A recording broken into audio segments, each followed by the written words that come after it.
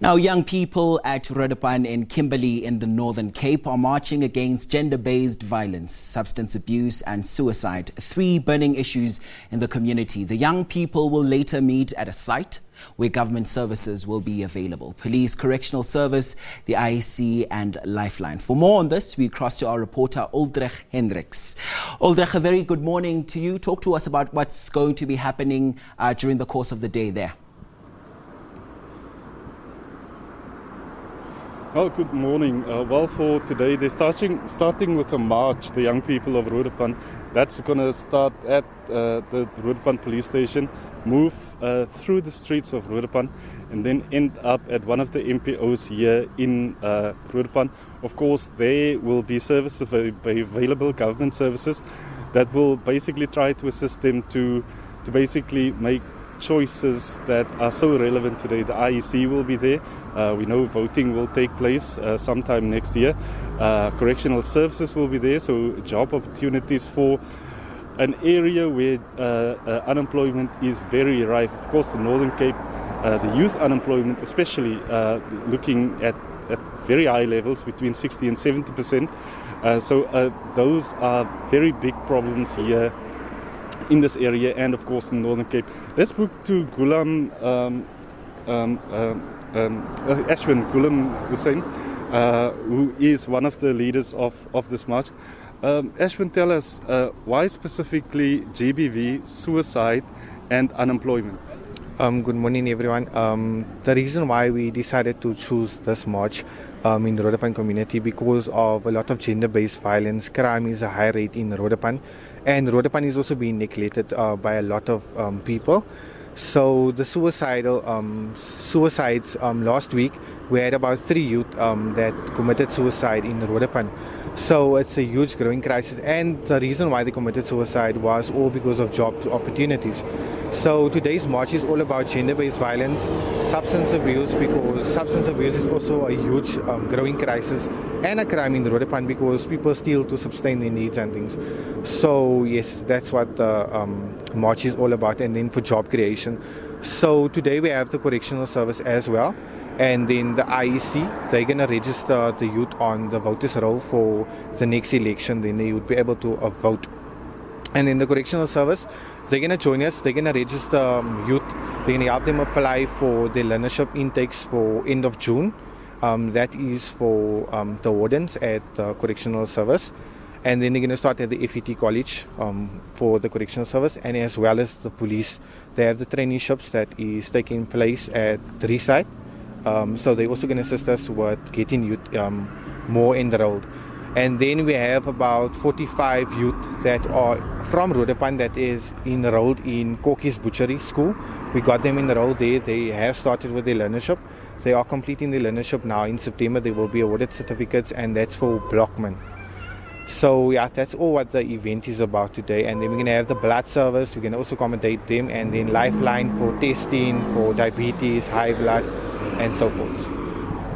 You've touched on it, the aspect of a young people being unemployed. You're talking about suicide. You're talking about crime spiraling out of control. Is that the lived experience of young people in this area? Yes, that is what they go through because of depression. Most of them are depressed because of not having money to have food on a daily basis. So what we do, we supply food on a daily basis. We are a non-profit organization. The organization's name is Simanie Community Nutrition and Development Center. So we are located in 1 Winker Street in Roodepan. We do work with social development, so we work hand in hand, and then we have other partnerships like private donors and things that assist us in providing food on a daily basis, because a lot of people in Roodepan don't have food, they don't have income, so we assist them with clothing and things. That's what we do. That's what we're mostly based on. Thank you very much. Ashwin Hussain is of course leading this march here at the Roodepan community of young people, basically marching against gender-based violence, to say to young people that there's the increase in suicide here, and attempts to how to prevent it. But it's also talking about the impact of youth unemployment that we know is a huge problem, not only in this community but in the Northern Cape and indeed in the country, saying that people commit suicide because they can't find jobs and they live in poverty. They commit crimes because they can't find jobs for long periods. And there's pockets of people trying to basically get young people employed. He's talking about learnership at the local butchery, where about 45 young people from this area and other areas are involved to basically get them into work experience to either get employed or to start their own businesses. Ulrich, before we let you go, I know as we, reflect on this important day, and these are conversations that we're also having throughout this month, the sense on the ground, I also got to interact with some young people through the course of last week. The sense on the ground is that young people feel like, they've been forgotten until we get to this month. And young people now feel that it is time that there are young people solutions that are introduced for young people problems. What's the sense that you're getting there on the ground as far as the youths are concerned? Disillusionment. We get a lot of that, where people are disillusioned because, like you were saying, it's like they are forgotten. When policies are made, when policies are being discussed, when jobs are available, it seems that young people are forgotten. And so you have this huge unemployment, and you've got a disillusioned youth that are not getting into jobs, that are not getting into opportunities. Even some of them that we've spoken to in the course of the couple of months were saying that even when opportunities like SMME opportunities, etc., become available, it's not a lot of them that basically benefit from those. And also, when they do get a chance to compete for job opportunities, you have this issue of job experience, for example.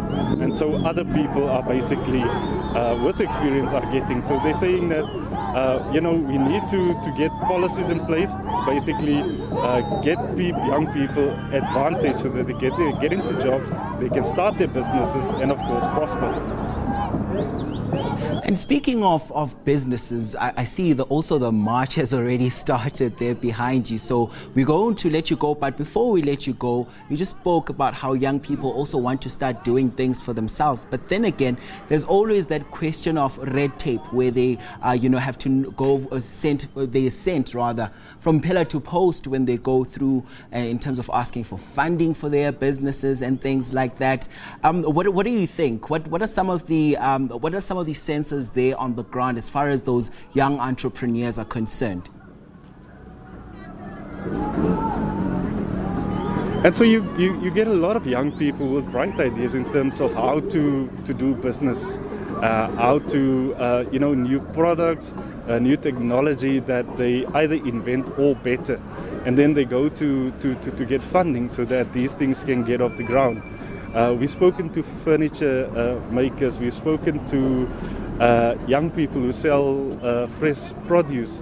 We've spoken to people in the technology sphere who are saying that it's difficult to basically get that foot in the door. During the COVID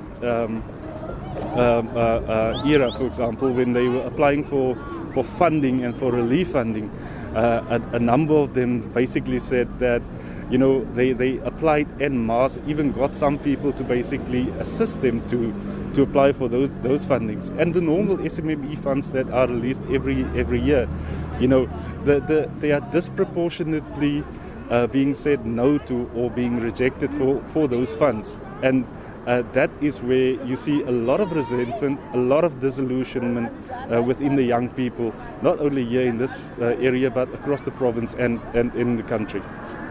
Ulrich Hendriks, thank you so much for your time.